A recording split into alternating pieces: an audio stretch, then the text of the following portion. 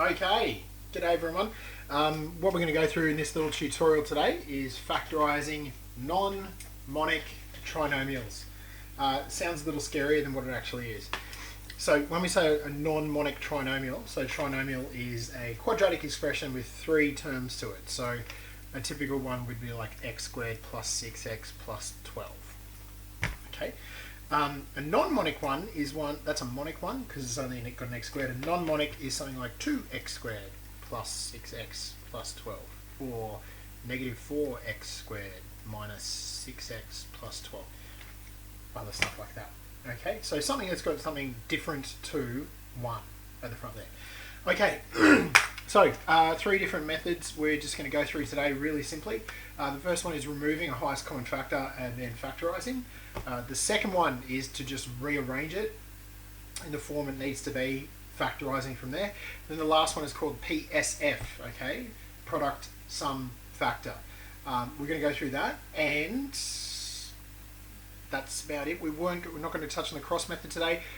Important thing to note though, if you're watching this, not covering the binomial theorem in this one. Okay, so the binomial theorem is a different one that we look at later on. This is just initial. Okay, so no binomial theorem. Anyway, all right, first one, removing the highest common factor. So we've got 4w squared plus 4w minus 48. All of those three terms have a highest common factor of 4. So if I divide everything by 4, that gives me w squared plus w minus 12. Now all I need to do is factorise this as normal. So I'm looking for factors of negative 12 that add up to 1. So if there's nothing in front of the w, you've only got one w. Okay. So factors of negative 12 that have a difference of 1. In this case, one's going to be positive, one's going to be negative. The positive one will be the biggest one because it is a positive coefficient. So that means it's going to be w plus 4, w minus 3, because plus 4 minus 3 is 1. And plus 4 times minus 3 is negative 12. But we have to stick that 4 there because it's 4 times that expression. All right. Next one, if you're rearranging it, so if they give it to you in this format and they say it's just backwards or it's different, okay? So if it's 24 minus 5x minus x squared, so the sign on the left of it belongs to it. Okay, if there's nothing there, you assume there's a plus. So all I'm going to do is swap those two terms. So it becomes minus x squared minus 5x plus 24. Now, I'm going to get rid of that negative because it bothers me. That is a highest common factor because it carries all the way through. So if I divide by minus 1, that becomes x squared plus 5x minus 24. Now I'm looking for factors of negative 24 that have a difference of 5, so that's 8 and 3. Because it's positive 5, that means it's going to be the greater factor will have the positive, the smaller factor will have the negative. So that means it's going to be minus 1 times x plus 8, x minus 3. Doesn't matter what order you write those in, okay, as long as you have the minus 3 and then the plus 8 and the minus 1 stuck next to them somewhere. Okay, so that's rearranging them. Okay, next one we're going to talk about is affectionately called PSF, stands for product sum factors. It's there to give you an order of the way you go about things. Okay, so when you have an expression, like we're going to go through this one down here, okay, and you don't have any common factors. So the first thing you need to do, check if you've got common factors. If you don't, then you start this way. Okay, so first thing is I've got no common factors, 6, 19, 15. Okay, so what I'm going to look at is the product of the first term and the last term, so 6 and 15. So my product of that is 90. Now, the middle number is the sum. So I am looking for the factors of 90 that add to 19. Okay, so this one's nice and simple because it's 10 and 9. Okay, so that's going to be 10 and 9. Now, What I now do is I split that common term in the middle. So instead of it being 19d, what I'm going to do is I'm going to split it into a polynomial, I guess you could say. So I'm going to have the same thing, so 6d squared plus 10d plus 9d plus 15.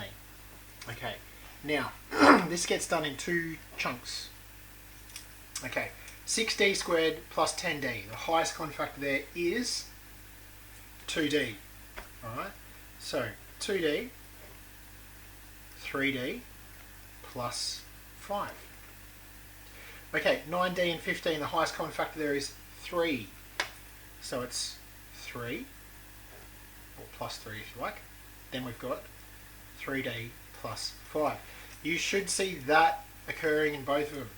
Okay, so you should see the same factor popping up, because that means that to produce this, I've done 3d plus 5 multiplied by 2d and 3, so that means the whole thing works out as 2d plus 3,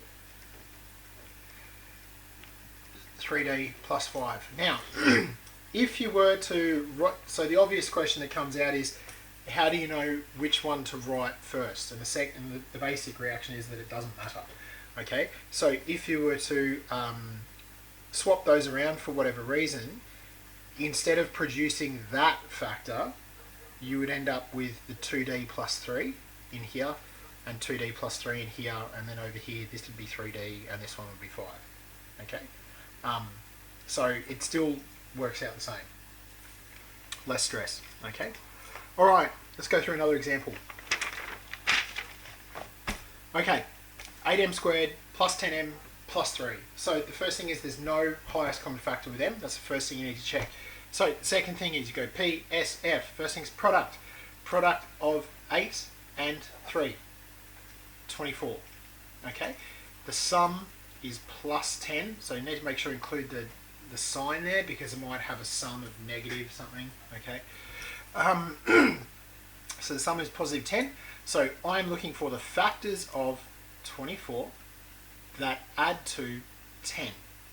Okay, so the obvious choice here in terms of the factors of 24, because I've got 12 to 24 and 1, don't forget them. Okay, 6 and 4, or 8 and 3. I'm going to say it's going to be 6 and 4, because 6 plus 4 is 10.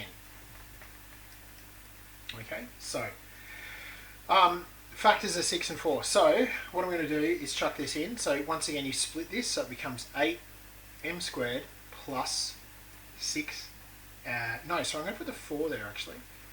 4m, because I can see already that 8m and 4m are going to work, whereas 8m and 6.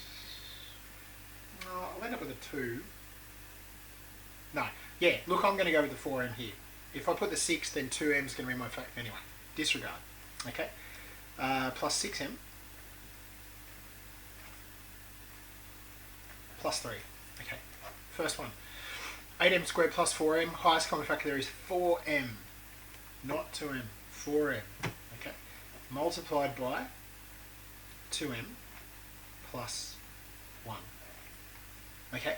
Then here, highest common factor is 3. 2m plus 1. So remember, what you're trying to see is you're trying to get the same factor in there. Okay.